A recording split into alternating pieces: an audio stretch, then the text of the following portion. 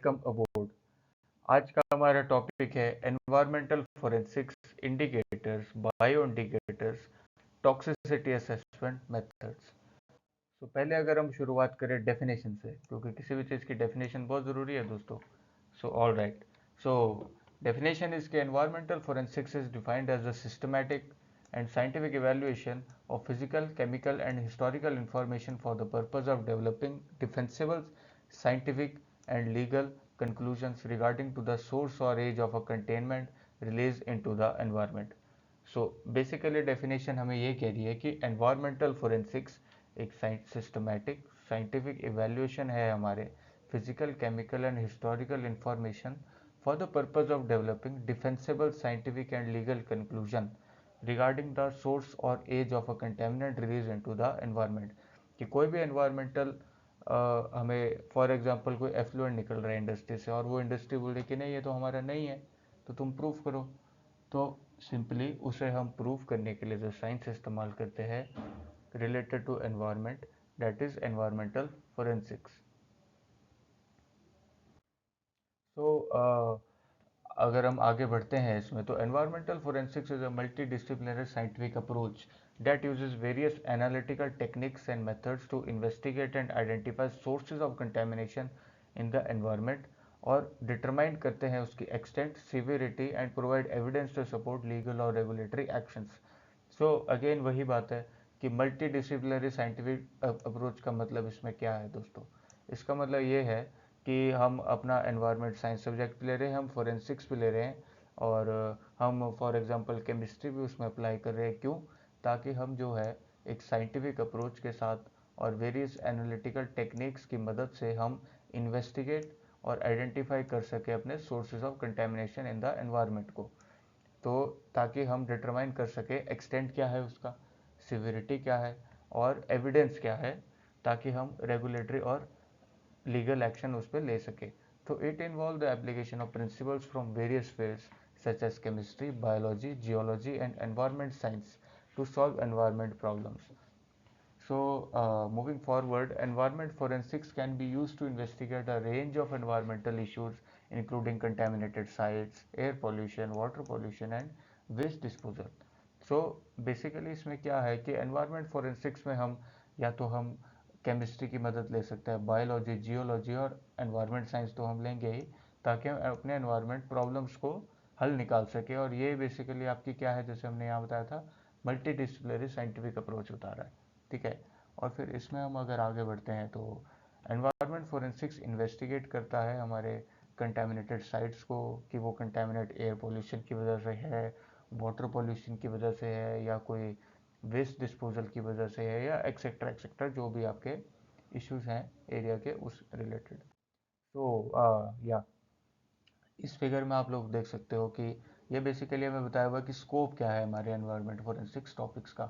So basically हम देख रहे हैं कि कोई ये इंडस्ट्री है, पावर प्लांट है, तो उससे कोल तार निकल रहा है, तो कोल तार का हम सोर्स बता सकते हैं। एमिशंस का हम सोर्स बता सकते हैं, एमिशन से जो लीक्स हो रहा है उसका सोर्स हम बता सकते हैं, स्पिल्स का सोर्स हम बता सकते हैं, और एक्सेट्रा एक्सेट्रा। तो बेसिकली हम अगर बात करें टेक्निक्स क्या है, हम किन टेक्निक्स की वजह से एनवायरनमेंट फोरेंसिक्स को अप्लाई कर सकते हैं। सो बेसिकली अब आपको समझ तो आ गया है कि एप्लीकेशन क्या है इसका। तो एप्लीकेशन इसका क्या है कि the main application of environmental forensics techniques is basically for the contaminant age dating and source identification. All right, so हम अगर इस टेबल पे आप ध्यान दीजिएगा, सो ये बिल्कुल बेसिक है। अगर आपको ये टेक्निक्स आ गई तो यू कैन इजीली आइडेंटिफाई। सो पहला मेथड हमारा टेक्निक है एरियल फोटो इंटरप्रिटेशन। ठीक है, इसमें हम आपका रिमोट सेंसिंग भी गिन सकते हैं। Then chemical associate with discrete chemical processes, identification of the manufacturer, chemical additives, chemical profiling, degradation modelling, corrosion models, contaminant transport modeling, surrogate chemical analysis, chronological changes in chemical processes resulting in diagnostic markers, compound specific isotopic analysis, polychlorinated biphenyl congener analysis and degradation product ratio analysis। और दोस्तों contaminants where environmental forensics is use, तो basically ये कहाँ use हो रहे हैं। Petroleum hydrocarbons आपको पता है जो ऑयल स्पिल होता है उसका मुख्य कारण क्या है। ठीक है, पी ए एच आपको पता ही है, polycyclic aromatic hydrocarbons, chlorinated solvents, P C Bs, P C D double Ds, P C D F, P C B आपको पता ही है, polychlorinated biphenyl, polychlorinated p dioxins, polychlorinated dibenzofuran, metals, selected volatile organic carbon, methane, pesticides, other persistent organic pollutants यानी आपके POPs। दोस्तों अब मुझे बताइएगा, अगर आपको PAH, PERC, PCDD, PCDA, PCB और हाइड्रोकार्बन इसके कंसेप्ट के बारे में अगर वीडियो चाहिए तो आप मुझे कमेंट में ज़रूर कीजिएगा। Definitely I will make a video about it. So yeah, moving forward. So indicators of environmental forensics. Indicators are physical, chemical or biological parameters that are used to detect and quantify environmental contamination. Indicators are used in environmental forensics to help identify the presence of contaminants and determine their source. So basically indicators आपके या तो physical, chemical या biological parameters है जो हमें detect, quantify कर सकते हैं environmental contamination के लिए, और प्लस ये हमारे जो है आइडेंटिफाई कर सकते हैं presence of contaminants and determine their sources. So ये दोस्तों एक टेबल है जिसमें हमें ये बताया हुआ है कि what are the indicators, their application and for your clarity their example. So first of all chemical fingerprints क्या है, बेसिक सिंपल है। जो केमिकल कंपाउंड्स हम यूज़ करते हैं ताकि हम यूनिक फिंगरप्रिंट्स निकाल सकें, मतलब फिंगरप्रिंट्स का मतलब यहाँ पे सिंपली दोस्तों है कि निशानी, निशानी क्या है उसकी। तो और इसका एग्जांपल जैसे analysis of pH to determine the source of petroleum contamination, कि आपका कहीं भी पेट्रोलियम कंटेमिनेशन होगा तो इट्स व्हाट ऑब्वियस कि वहाँ पे पीएच होगा ही होगा। सो सिंपली अगर हम नेक्स्ट बढ़े तो आइसोटोपिक एनालिसिस, ये भी सिंपल है कि इसमें हम केमिकल कंपाउंड्स ले रहे हैं ताकि हम आइसोटोप का फिंगरप्रिंट ले सकें। इसका एग्जांपल जैसे analysis of nitrogen and sulphur isotope to determine the source of nitrogen and sulphur contamination in ground water. So basically अगर आपने वाटर पोल्यूशन पर थोड़ा ध्यान दिया होगा दोस्तों, तो वाटर पोल्यूशन में हम नाइट्रोजन और सल्फर के लिए हम कुछ टेस्ट करते हैं, तो उन टेस्ट से हमें पता लग जाता है कि हमारे पानी में नाइट्रोजन कितना है और सल्फर कितना है। तो उन टेक्निक्स की वजह से हमें ये पता लगता है कि आइसोटोप नाइट्रोजन और सल्फर के कितने हैं और उसका कंसंट्रेशन हम निकाल लेते हैं दोस्तों। इसके बारे में भी अगेन भाई अगर आपको वीडियो चाहिए तो please convey me, I will definitely make a video. So microbial analysis simple है, हम माइक्रोबियल कम्युनिटीज़ के बारे में इसमें क्लूज़ निकालते हैं, उनके source of contamination, different types of bacteria and fungi associated with different sources of pollution. इसका example analysis of bacteria in soil to determine the source of fecal contamination in surface water. So दोस्तों comment में मुझे ये बताइएगा कि faecal contaminant कौन सा bacteria cause करता है पानी में। So and last and moving forward, physical evidence. Physical evidence such as containers, pipes and soil samples can provide important clues to the source of contamination. जैसे identification of a buried drum containing hazardous waste as the source of contamination. So ये आपके सामने ही है, जैसे कहीं आप किसी chemical factory के पास जाओ और मान लो वो नदी में केमिकल्स फेंक रहे हैं, तो अगर नौसिखिया लेबर है तो वो कुछ ना कुछ एविडेंस, सबूत, दया को सबूत मिल जाएगा दोस्तों, है ना। तो वो कोई ना कोई जैसे केमिकल की कैनी छोड़ जाएंगे, है ना, तो उससे भी आप पता लगा सकते कि ये हमारे केमिकल इन्होंने यहाँ फेंके हैं कि नहीं। Then historical records, name suggest करता है कि historical record such as property ownership, land use, industrial activities और can help potential source identify potential sources of contamination. So भाई क्या आप कागजात देख लीजिए पिछले, सिंपल है।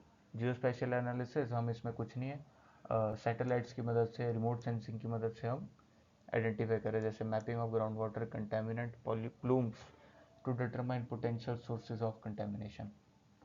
देन टॉक्सिकोलॉजिकल एनालिसिस, इसमें हम बेसिकली बायोलॉजिकल सैंपल ले रहे हैं जैसे ब्लड और यूरिन, और उसका हम टेस्ट करके बता रहे हैं कि कौन सा कंटेमिनेंट मौजूद है, जैसे कि for example analysis of lead levels in childrens blood to determine exposure to lead in the environment. हाँ, अब मूविंग फॉरवर्ड हमारा subtopic bioindicators. So bioindicators are living organisms such as plants, planktons, animals and microbes which are utilized to screen the health of the natural ecosystem in the environment. Bioindicators हमारे simply microbes हैं कि like for example जैसे मैं पीछे ही आपको बता रहा था कि जहाँ पे ह्यूमन फीकल मैटर ज़्यादा होगा वहाँ एक स्पेसिफिक माइक्रोब होगा जो आप मुझे कमेंट्स में बताएंगे, नहीं तो otherwise I will make a video on it. So they are used for assessing environment health and biogeographic changes taking place in the environment. Each organic entity inside a biological system provides an indication regarding the health of its or surroundings, such as plankton responding rapidly to changing changes taking place in the surrounding environment and serving as an important biomarker for assessing the quality as well as an indicator of water pollutant.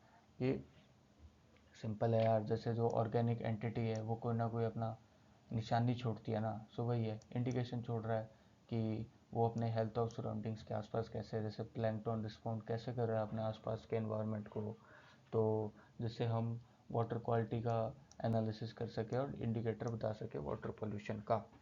Even the health of aquatic flora is best reflected by plankton which acts as an early warning signal. So advantage क्या है?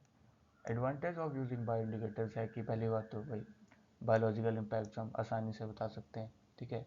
Synergetic and antagonistic impacts हम various pollutants का बता सकते हैं.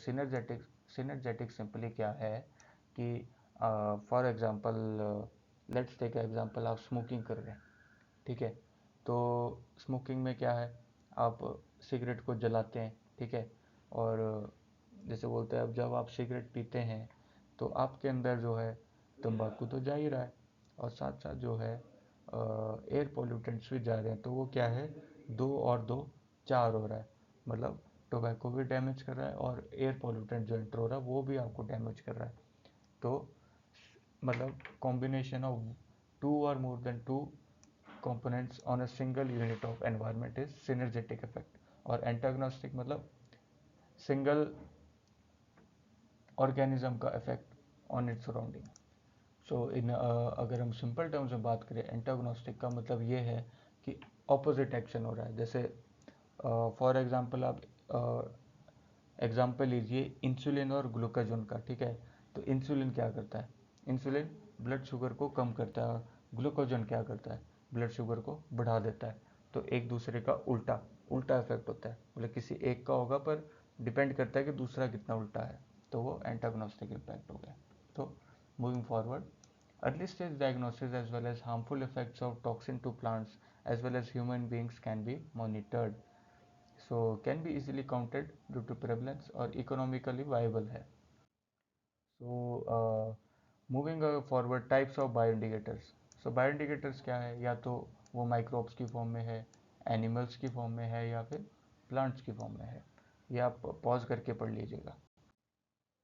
Plant indicator, plant indicator basically हम use करते हैं प्लांट्स को ताकि हम प्रिडिक्शन और रिकग्निशन कर सके एनवायरमेंटल स्ट्रेसेस का.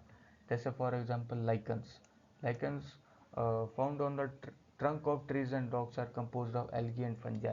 They react to ecological changes in forest, including changes in the structure of the forest, air quality and climate.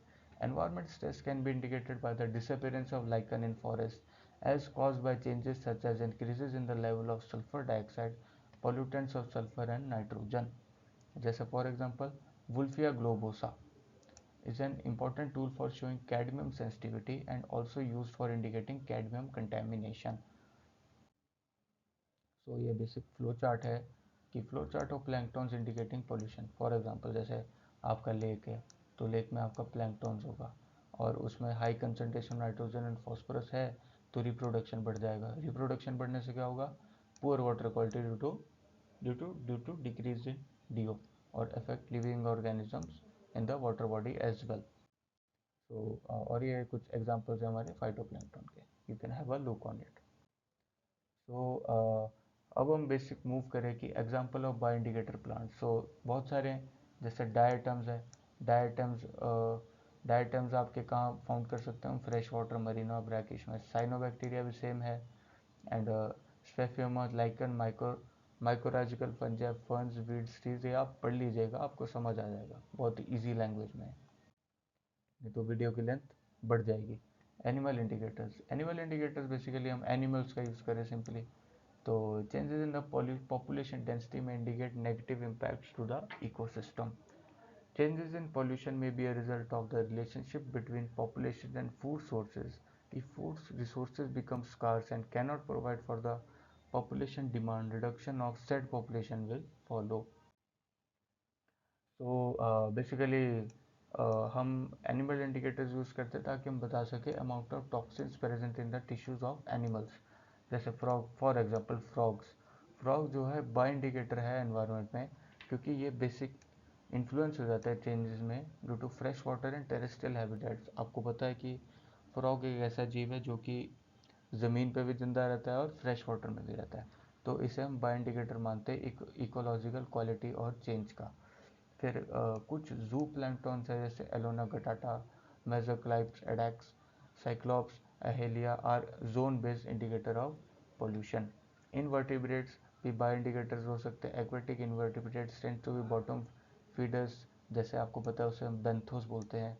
And this type of bio indicators में be particularly powerful indicators of watershed health as they are not difficult to distinguish in a lab. तो ये कुछ example है types of जू planktons. तो ये further कुछ example है बायो इंडिकेटर्स का, you can have a look on it. So microbial indicators as the name suggest, अब तो आप जान गए कि माइक्रोब्स का हम यूज़ कर रहे हैं to indicate any pollutant, sorry. So due to their abundance, they are easy to test, readily available. Some microorganisms, when exposed to cadmium and benzene contaminants, develop new proteins known as test proteins, which can be used as early warning signals. Then microorganisms are an important part of oceanic biomass and are responsible for the majority of productivity and nutrient cycle in a marine ecosystem. Microorganisms have a rapid rate of growth and react to even low changes of contaminants and other physiochemical and biological changes।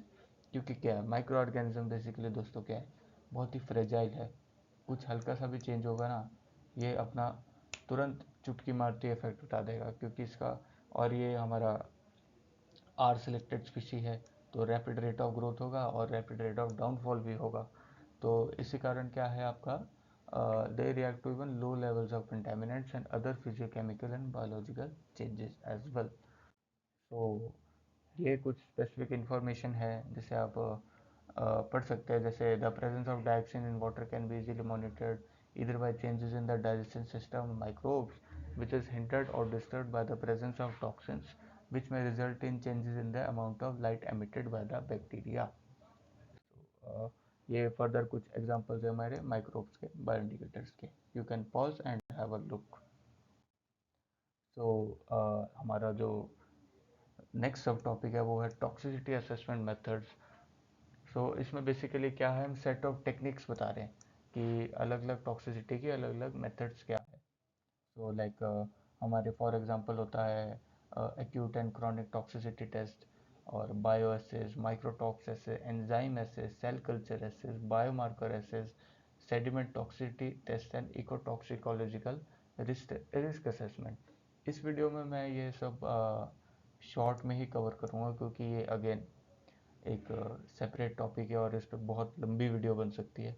सो हम short में अगर बात करें तो acute और chronic क्या है, आप लोग को बहुत अच्छे से पता है कि acute and chronic toxicity tests involve exposing organisms to a substance for short or long period to determine its effect on survival, growth and reproduction. And next, bioassays and microdogs are used to detect presence or extent of toxic substances in the environment. Enzyme assays measure changes in enzymatic activity in response to toxic substances, while cell culture assays assess toxicity on a cellular level. Then biomarker assays, ecotoxical risk assessment are used to determine the potential risk of chemical or substance to the environment and living organisms. So ये कुछ basic example है हमारे इकोटॉक्सिकोलॉजी assessment methods का, you can have a look. ये भी एक table follow कर रहा है इसी को। So all right, this is the video and. और आप मुझे प्लीज़ बताइएगा, क्योंकि ये मेरी चैनल पर फर्स्ट वीडियो है। एंड एंड आई बिलीव कि there is always a scope of improvement. And इस चैनल पे आपको बहुत सारी एनवायरनमेंट साइंसेस के रिलेटेड आपको बहुत सी वीडियोस मिलेंगी दोस्तों। आपको ये मतलब, ये तो चलो फर्स्ट वीडियो है, एक बेसिक ट्रायल है कि हम कैसे इसको कवर करेंगे। बट येस, 20 मिनट्स का वीडियो हो गया है। So we will try to cover up in a shorter time of span, in a later span of video. And आपको इसमें बहुत चैनल में कंटेंट मिलेगा। जैसे हम अलग अलग एग्रीकल्चर साइंसेस के साथ एनवायरनमेंट साइंस को मर्ज करके आपको कंटेंट देंगे, ताकि यह एक लेमैन को भी समझ आ सके। So this is all for this video. Thanks for all. And please comment आपको वीडियो कैसी लगी। Thank you.